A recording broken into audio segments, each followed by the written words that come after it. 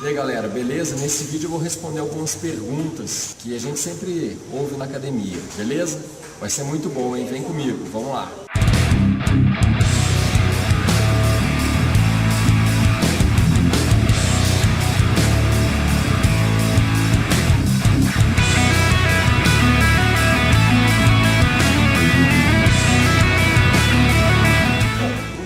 Fatores, né, que prejudicam, né, que dificultam a queima de gordura abdominal são fatores hormonais, né, seriam dois receptores que nós temos nas células de gordura, né, seria o alfa-2 e o beta-3. E eles andam sempre ao contrário, um dificultando a vida do outro. Então o que acontece?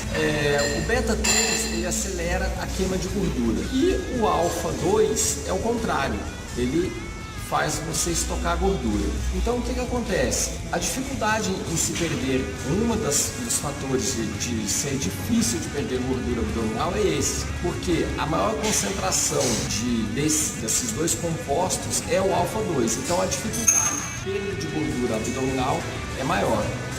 Beleza? Alguns fatores, né, influenciam para a gente poder saber, né, a dificuldade em se perder a gordura abdominal. Existem alguns fatores que a gente avalia. O primeiro deles é a grande elevação do nível de estrogênio. Então, o que acontece? Quanto mais estrogênio você tiver, o estrogênio é o que? A conversão de testosterona em estrogênio. Então, se uma pessoa produz testosterona demais, ela vai ter possivelmente uma conversão em estrogênio. Então, o estrogênio ele faz acumular mais gordura no abdômen. Outro fator são os baixos níveis de testosterona. O que acontece? À medida que a gordura abdominal converte em estrógeno, o nível de testosterona vai diminuindo. Então, a tendência de se acumular mais gordura no abdômen é maior. Outro fator é o DHEA baixo. O DHEA é uma glândula adrenal. Então o que significa? É um hormônio produzido pelas glândulas suprarrenais.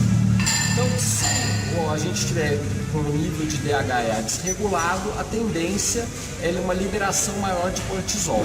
Então você liberando mais cortisol, o acúmulo de tecido adiposo no abdômen é maior. Outro fator são os níveis baixos de hormônio do crescimento. Então, o hormônio do crescimento ele afeta principalmente as células do nosso corpo, no sentido do quê? Dos nossos sentimentos, das nossas emoções, da nossa aparência, das nossas ações.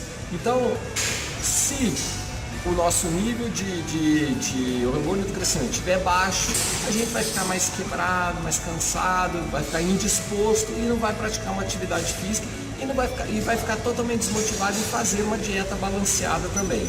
Outro fator que para mim é o mais importante e no meu caso é o mais difícil é o nível de insulina. Quanto mais alto o nível de insulina, maior a tendência da gente ter um acúmulo de gordura em função do açúcar que fica na corrente sanguínea. Então, você consome alimentos com altas taxas de açúcar, a tendência é que você libere mais insulina, então você estoque mais gordura no abdômen em função de você não gastar essa energia. Aí o nível de insulina alto, ele vai causar uma série de problemas. Um deles, o mais conhecido, é a diabetes. Outro fator é o nível baixo de insulina. Se você tiver uma resistência à insulina, também vai causar o acúmulo de gordura abdominal. Por quê? Porque você não vai fazer uma atividade física, você não vai ter uma vida ativa. Então você não vai liberar a quantidade de açúcar simplesmente para manter seu corpo ativo. Aí o que acontece? O cortisol vem e destrói tudo. Agora vamos lá, hein? O cortisol, esse para mim é o maior vilão de todos. O estresse é o principal liberador de cortisol. Então hoje em dia você vê pessoas muito estressadas, é a fazer, é correria, é trabalho, é estudo, não tem mais tempo para fazer atividade física, não tem tempo de se alimentar. Então o nível de estresse do ser humano é muito alto, então a liberação de cortisol é muito grande. Fala-se, né, que hoje a doença do século, né, a doença do milênio, sei lá, é uma doença mesmo, é o estresse. Pela pelo grau de liberação de cortisol que ele causa e pelo grau de destruição que ele causa no nosso corpo. Então, olha, resumindo, para a gente diminuir o tecido adiposo, principalmente na região abdominal, não tem uma fórmula mágica não, tá? O que é essencial?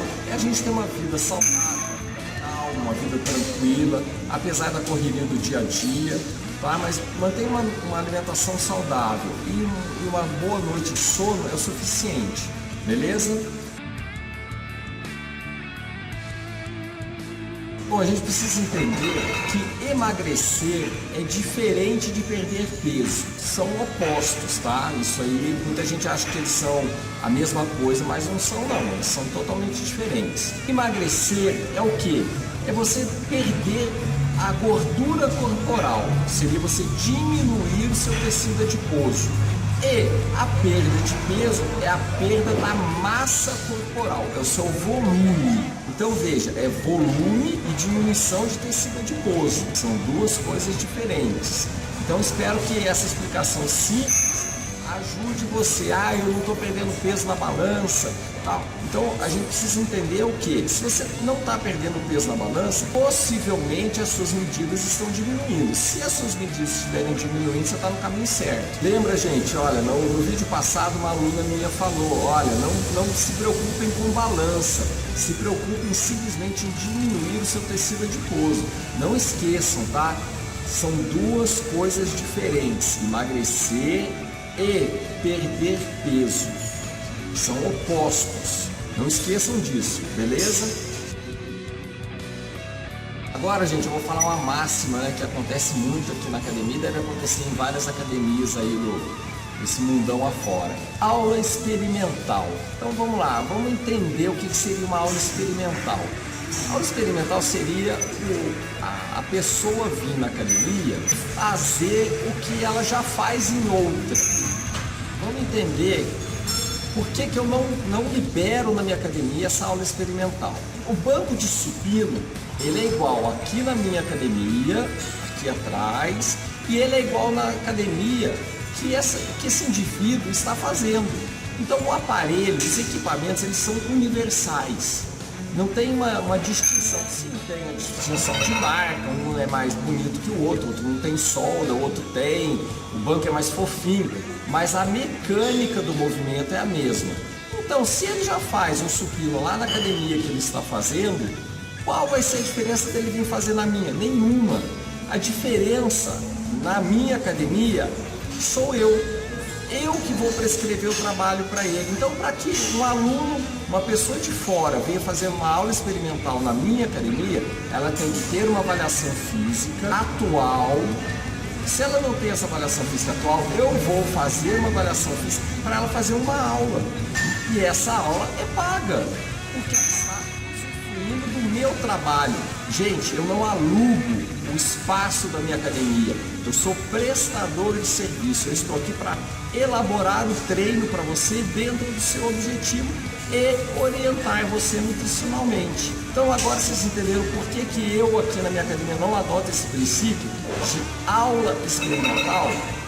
E também, gente, olha, uma aula experimental não dá para eu elaborar para a pessoa entender o que é o meu trabalho. Porque eu não tenho como, em uma aula, montar uma periodização para essa pessoa. A periodização, ela leva tempo. A evolução, ela é contínua, mas é temporal. Então, em uma aula não vai adiantar nada para ele. Beleza? Lembrem, não esqueçam sempre disso. Procurem sempre um profissional qualificado, credenciado pelo CREF para poder ministrar as aulas para vocês. Não esqueçam de procurar um nutricionista esportivo, ter também uma loja de suplementos para indicar a suplementação para você com pessoas confiáveis. Beleza? Espero que tenha solucionado algumas dúvidas aí para vocês. Até a próxima. Valeu!